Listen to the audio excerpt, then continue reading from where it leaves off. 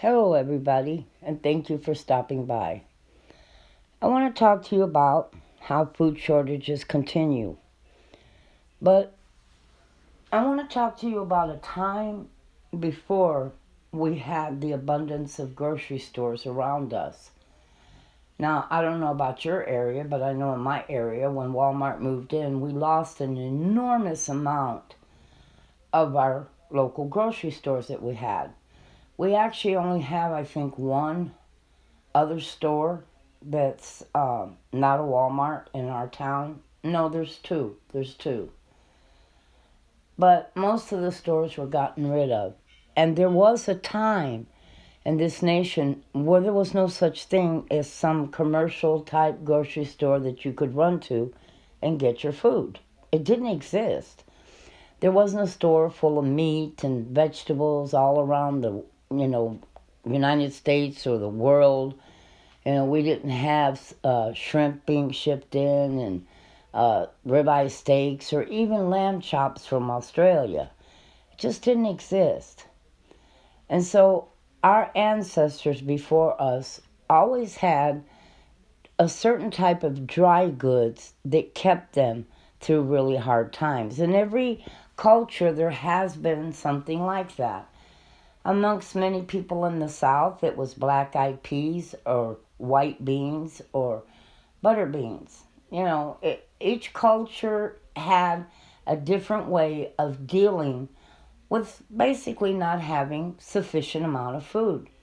When you look at the Hispanic culture, a lot of them have pinto beans, garbanzo beans, black beans. There was always a dry good that got them through difficult or hard times. I know my grandmother who grew up, and she lived during the Depression. It was black-eyed peas that saved them. They had lots of dried black-eyed peas and white beans. And they ate mostly, though, black-eyed peas. You have cultures that it's an abundance of rice that they eat. If you look, there's always a culture that has, in each culture, a dried good that gets them through the hard times. Now, I know I've talked about food shortages and it's all over the net, but you have to stop and think of even just hard times to get you through in an emergency. A lost job, a bad week, a paycheck short because you had to get a tire that you didn't expect to get. You had to do work on your vehicle that you wasn't expecting. Some of those things that pop up. But what would we really do if we went to the store and all of a sudden the shelves really were empty? How would we make it? What would we do if we couldn't get it? Or what if we went to the store and there wasn't very much on those shelves because food shortages did happen, and you walked in and to get a bag of flour, it was no longer, $8, $9, but it was 20. Or a dozen of eggs was $10. Or 7. Who would have thought that if you look at some of the prices today, for a pound of bacon, it's what ribeye used to be. When we look at the prices of how high things are going, and I say to myself, oh my gosh, a pound of bacon is more than what you used to get a ribeye steak for. Hamburger is the price of ribeye steak. You could get a ribeye steak before for $4 a pound. Not anymore. But that's what hamburger meat now costs. You're looking at a 10-pound bag of potatoes here in my area for $5, $4.97 a bag. That was unheard of. And so our food budget becomes tighter and tighter and tighter.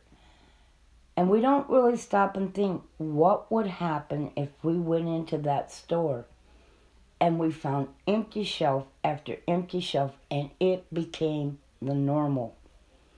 And then the food prices began to skyrocket even higher than they are now. We would have a disaster on our hands. because so many have not even kept basic dry goods on hand. They haven't, because we've gotten accustomed to the local grocery stores. It's always going to be there. We can get our hands on it. All we have to do is stop on our way home, pick up what we need for the day. How many times have you seen natural disasters and you're sitting there looking at all these empty shelves and you're saying, my gosh, don't the people in that town, I mean, haven't they got things on hand that, you get a snowstorm and they wipe out the stores, and I'm sitting there thinking, what, you don't keep a 2 or 3 week supply of food on hand? To me, that it makes only common sense to do something like that, even just a couple of weeks. But it doesn't seem to be important to a lot of people. That's why you watch the stores get cleaned out so quick. And those stores do not have storage rooms or warehouses in their store where they're storing all kinds of food in that they can bring right back out. They have to wait for the trucks to restock their shelves. What happens? Food shortages. And the trucks on the way, maybe to try to get more food there, are robbed, broken into. The food is stolen. And even if you got the $20 to buy that bag of flour, you can't get it because a thief took it. We don't stop really and think about all the things that could go wrong, because in this country, we've lived a good life. We've had things given to us. I mean, it's been easy compared to other places. And so we become very comfortable because on almost every corner, there's a store. And so we don't stop and think what would happen if that store no longer existed for us, or at least not in the way that we've become accustomed to. What if we walked in and there really wasn't any meat? So enjoy this video.